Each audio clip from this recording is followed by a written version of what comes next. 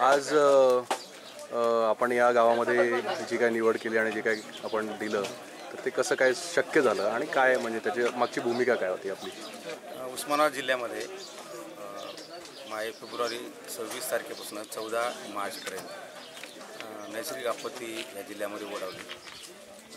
बऱ्याच गावामध्ये दररोज 26 तारखेपासून 14 मार्चपर्यंत कुठल्या गावामध्ये दररोज गारपीट होते।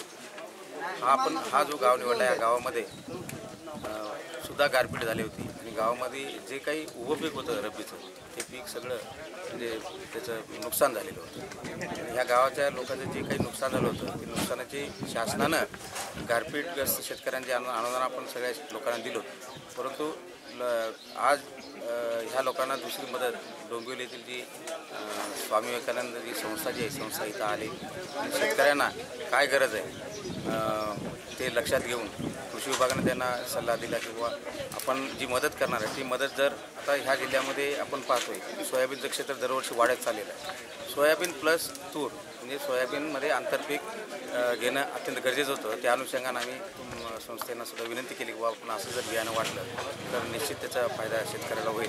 त्या अनुषंगाने संस्था इथं येऊन जी मदत केली ती अत्यंत म्हणजे त्याचं अभिनंदन करण्याजोगं आहे आणि हे एवढंच आमच्या शेतकरी जे गारपीटच्या या मोठ्या संकटातनं जे जात होते त्यांना एक चांगला आधार त्यांना लोकांना मिळाला आणि त्यांनी जी काही आपत्ती त्यांच्यावर आली ती सगळं विसरून ते नवीन पुन्हा जोमानं पुढील हंगामामध्ये चांगलं शेतीचं नियोजन करतील। तुम्ही काय कोणत्या पद्धतीची शेती करता? पहिलं काय पहिली बी हीच पिकं होती, आता बी तीच पिकं आहे ती।